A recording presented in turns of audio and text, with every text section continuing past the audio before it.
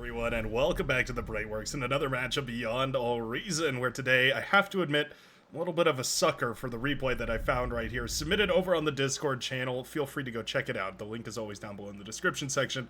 Apparently, we've got some very cheeky strats going to be coming out today during the game. I won't spoil it, but I haven't seen the replay yet, so I'm excited to check it out alongside you here, see exactly what did go down. Spawning as the blue team leader, spawning as a Cortex commander here, it's going to be none other than Zhao Midong. 58 open skill hero right here, and Cortex Blue going to be showing us what they've got. I love that little Cortex energy pack on the back right there, by the way. It's one of those things that I feel like Cortex could lean even heavier into. With Legion coming up to speed more and more nowadays, it definitely feels like Cortex is next for their revitalization. And I think this is one of those cool... I don't want to say it's their central theme. Cortex central theme is sort of like being built like a giant brick house. But I think those energy packs definitely make it look very cool. Very, very, I don't know, durable, I suppose. Then again, I guess if I saw one of these in a video game, I would probably shoot it. I'd probably shoot it and expect it to explode like some sort of red barrel. Anyways, spawning on the other side of the map. Spawning as the red team leader, it's going to be a commander that goes by the name of Pyrotech. Now, Pyrotech, a name that I recognize here, but Zhao Midong, not one that I do. I wouldn't be surprised, though, if Zhao Midong is just a renamed one of those players at the upper echelons that decided that, yeah, it was time for a little bit of a change of pace. I'm sure somebody down in the comment sections will point it out. May even pin it if you're the first one to put it up there, or if you're the one that I happen to see. Not always is it the first one, but sometimes it's just whoever I see when I look at the comment section. And I do look at the comment section, I would like everybody to know. I try to read those as much as possible here. I have so much less time nowadays than I used to back in the day. For those of you that were like the OGs, the first 1,000 subscribers or so, you remember the days. But I appreciate each and every one of you, and I want you all to know that. Pyrotech going to be going into a little bit of air here. Cortex air, to be precise, and that always means Shuriken. And indeed, we're actually going to open with Shuriken. It's kind of interesting. Oh, okay. Shuriken into Bomber. Effectively, what this is rather than making a scout plane, we can make a Shuriken, use it for a little bit of static defense right here, or, well, making these mobile units into static defense, and then they can be cleaned up a little bit easier. And then we can use the Shuriken for scouting, maybe on the other side. Is that the idea here, that we use this? I guess it's just for defense here. Pyrotech going to build one of those bombers and a scout plane here. The Finch going to be sending it out on the map here to try and take a look around and see if this early T1 bomber can find very much value. Oh, and it just well may. Just notice back here, the purple commander Rompy, who is the air commander here for the blue team, is going into an air lab. They went into a bot labs early, right? So they went into a bot lab first. A little bit of pause right there as we get our commander back. The blue team losing a commander almost right off the bat is a little bit of a bummer. Going into this air lab very, very late in the game. Unfortunate right there for the blue team, because obviously that means that the fighters are going to be a little bit delayed right now. We do have the con turret up, which is quite nice, but there's not really any metal for fighters either. And boom goes the base right there for Zhao Midong. Bombs away right there is that Blizzard, or what is it, Whirlwind Bomber, not the Blizzard Bomber, not quite there yet. As the Whirlwind Bomber drops its medium impulse bombs onto the main base of the blue commander, and because of how tightly everything was nice and clustered, it all goes up in smoke. Lovely stuff. Now, AA did go up in these bases almost immediately, so it's nice to see that, at the very least, this bomber will be shot down on its second pass through, its third pass on the blue team, its second pass through on the Cyan commander, but not before taking out a whole bunch more of those wind turbines. As far as early game damage done, I mean, it's great. That bomber definitely got more than its metal cost of damage done, and certainly quite a bit more energy generation potential is out of the window there for what that bomber cost as well. Slows down this left-hand side just a little bit here, making it a little bit less comfortable to expand, a little bit less comfortable to produce units, and that's all the time that Kabir is going to need here. The Maroon Commander pushing up right alongside Vanaja 3, who is not Vanaja. I believe this is Jamakis? People changing their names is sort of a bit, but it does make my life difficult. I always appreciate a heads up. Mechs in the backline being pointed out right here by the red commander. We do have a big mobile force of units. It's Rascals and Ticks and Pawns. What a strange composition we've got from Meowland Meow, the Cyan commander, who, oh, I see, was the one who inherited this base over here. So the blue team lost their player. It looks like they lost their Seafoam Green commander right here, and so we'll have now seen the, seen the Cyan commander now in charge of 2 lanes. This is really, really tough. Yeah, this is actually really, really difficult here, because this lane is always going to be a constant fight. This lane is a wide open area and costs a lot of APM to micro all that. Meow and Meow really needs to hand this off to somebody else. I think maybe handing all these forces right here to the blue commander so that it's just one person fighting one lane. And then, of course, Zamadan can just, you know, go ahead and pork up this side, make it really difficult to push in. You give up the metal spots, but you sort of have to make some trades if you continue a game like this. I wouldn't mind seeing it right here. Instead, Meow and Meow is going to try and make it work. At 44 open skill, definitely, you know, up there. And I guess it's worth mentioning that this is a higher skill lobby as well. We're looking at some of the best of the best going at it against each other here. Top of the ladder here at 59 and 58 against each other, and the bottom's a little bit more humble, certainly. Oh, we even have Jawsmunch in the game. I didn't even notice, but our pink commander here, spawning in the backline as the tech commander, it's going to be none other than our very own Jawsmunch, another fellow beyond our reason content creator, enjoyer, streamer, etc., etc. Going to be going for that good old-fashioned Armada wind turbine economy, even though the wind speed has unfortunately died down quite harshly here. Rocketeers firing off into the distance, trying to get value against these missile trucks. Not super difficult to do. Those missiles, ironically, the missile trucks do less damage than the missile bots. The rocket bots versus the missile trucks. I've always wondered about clarifying what a missile versus a rocket is in Beyond No Reason. I've received mixed responses from the viewers like you. Thank you. So I'm still left dazed and confused, as it were. Couple of walls gonna come up here from Classic. I love to see it, actually. The walls are really nice because the rocket bots can fire right on over the walls. Obviously, depends on the angle you build them in, right? Like, these walls have to be built in a very specific way. But once you do that, then essentially there's nothing that these missile bots, or these missile trucks, rather, can do. They can target the commander because it's a little bit taller, but the rocket bots are going to effectively be safe, which is quite cool. Little bit of a run-by coming through from Honkwaddle, the Tan commander here, clocking in at 25 open skill, actually a developer. Contributor. That's what the little plus icon right there means. Going to slip a couple of these pawns through and into the backline. We'll switch to cinema mode as we watch these pawns go uncontested so far into the backline here. Purple commander moving into intercept, and a couple of missile trucks spared to try and support fire as well here. Okay, Deegan's away, cleave through most of those, and Shurikens are here to shut this down nicely. Alright, so a couple dead metal extractor, looks like 2 dead metal extractors in total, plus, of course, all the damage on the front line. Not the end of the world, and of course, that's a lot of reclaim here available now to the blue team, so it's not like that's the worst situation ever. Okay, so a cheeky, very quick T2 lab right here from the Cyan commander, who figures, well, if I've got all this room, I've got all this economy. Ooh, and apparently got a commander. I missed it, because, well, that comm went down to an LLT over here, it looks like. I'm not sure if units helped or if it was just the LLT, but either way, yeah, commander went down on this side. And effectively double the economy right here for the Cyan commander has just gone ahead and gone into, ooh, a very cheeky Azar Rush is what it's going to be. What are we playing? Supreme Isthmus? I do not believe my eyes. We're going to be getting one of those very heavy assault tanks for 1,600 metal out onto the field here for the Cyan commander. Looking to have it done before the 10-minute mark. Definitely an impressive feat right here on Whitefire Remake. Sorry, I just realized I forgot to introduce this map. Whitefire Remake version 1.3, for those of you that were wondering. I did get a comment about that, asking me to put the map in the description. I've tried it before. It might not seem like much, but it adds a little bit of extra time to these uploads. I think it can be very difficult. not you know, tremendously difficult, but it's enough that I forget about it every so often, and it can be... Yeah, I don't want to promise things that I can't deliver consistently, and so here we are. Whitefire Remake. Missile trucks coming up right here. Well, already come up right here for 5-head.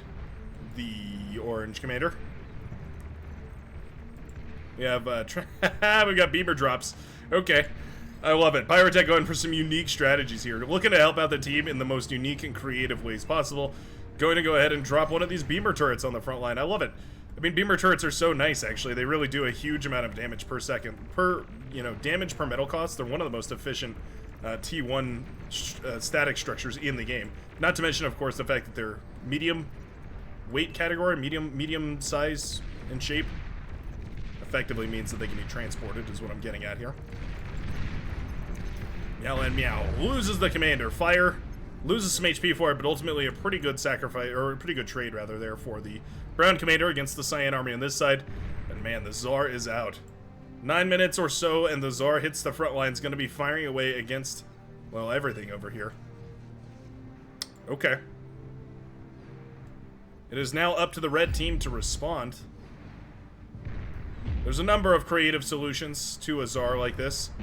One of maybe the easiest solutions is just to go ahead and get your commander into range and try and go for a D-gun. With a little bit of radar right here, though, you can see that that commander is in a little bit of trouble. Nice play from Kabir. Actually hides over here where the radar is a little bit less prevalent. Or trying to, at the very least. Yeah.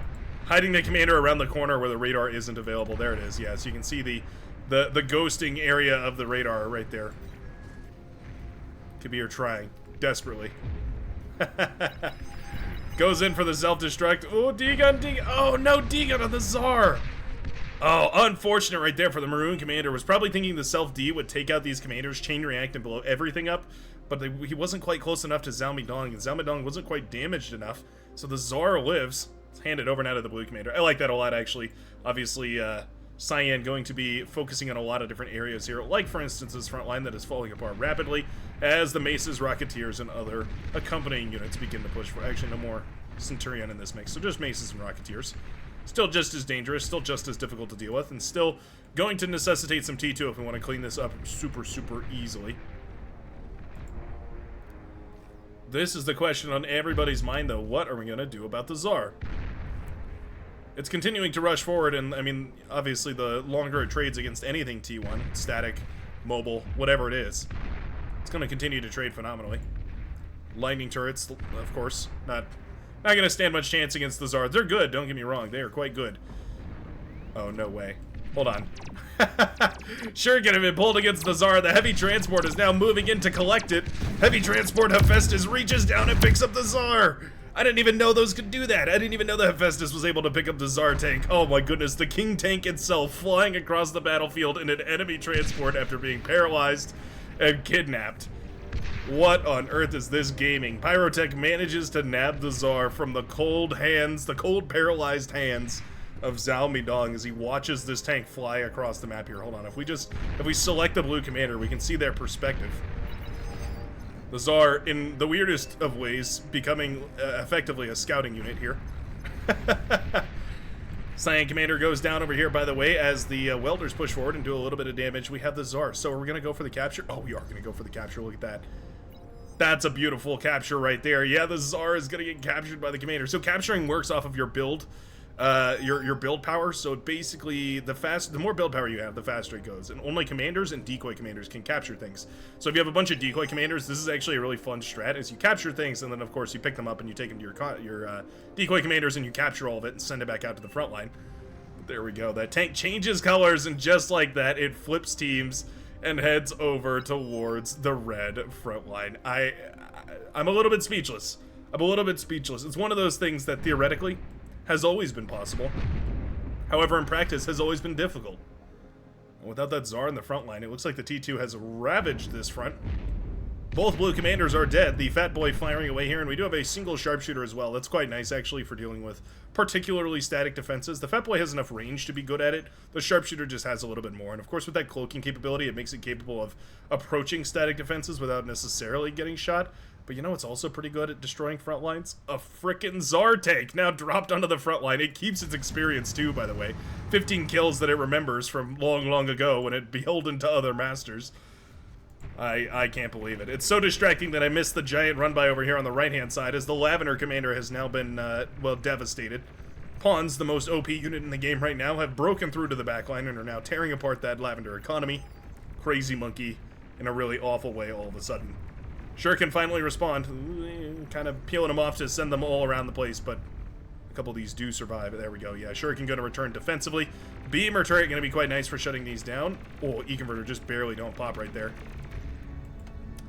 Looks like Pink Com wasn't quite paying attention to those ones, probably trying to micro these instead. Welders will clean all that up, excuse me, all that up, though. And the Tsar continues to fire away. Well, I just can't help but laugh. That is such a funny play, and again, one of those things that had always been possible. But we had yet to see a really strategic usage of it. It was always just kind of a meme. Like, yeah, Blue Commander trying to copy his opponent here.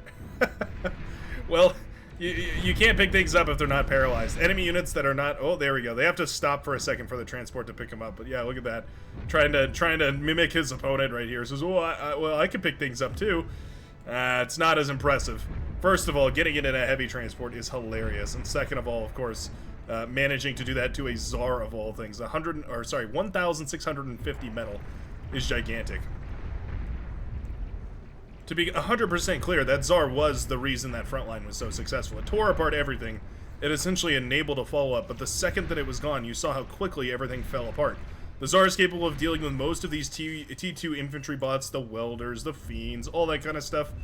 It can't really... It was the entire crux of the situation over on this side, and as soon as it was removed, this front line fell to shambles. What a funky play. Yeah, keeping that Tsar alive. That's a hero right there. Send that guy back to base, get him repaired back up, and send him out to the battlefield. Tsar don't like to be idle for long. They crave blood. Jaguars in the back line. I've said it before, and I'll say it once more. The Jaguar is the perfect unit to use against wind turbines. The logical next step, of course, being, or logical conclusion being, if you get one of those into the back line, you're golden. So they are the ideal unit to send into the enemy backline. Mau's are not bad either, though. As you can see, they can shell away from outside of the range of all those T1 static defenses, which is quite important as well. T2 reinforcements are coming out of the lab right here now for the Powder Blue Commander. Cal Siricanet. Oh, nice D-gun right there. Barely caught the end of that D-gun right there, but that was fire. D-gunning down another one of the Tsars from the front line here. His brother will avenge him in a glorious burst of retribution. But not before already. Essentially, a commander's worth of metal has already been wiped off the map. Not bad. Tiger tank being sent alone and on a mission. I actually love to see it. I mean, I think this is great. Splitting off one or two tanks, but killing a bunch of metal extractors is super valuable. Oftentimes understated how valuable this can be. Gunships over here trying to shoot down whatever of these units that they can as well. Looks like we must have a, sharpshooter out and available. Watching tanks disappear into atomized mist. It can only be the work of a sharpshooter.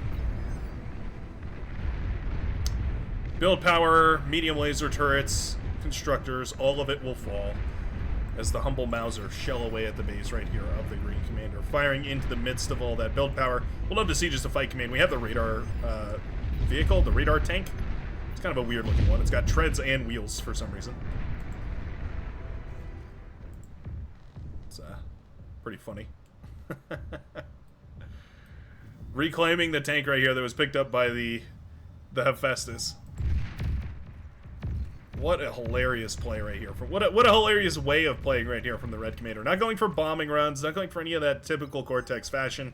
Instead, making use of the Shuriken as the weapon of devastation here. Using the Shuriken as the way to enable those transports to pick up some of those units. That is just too funny.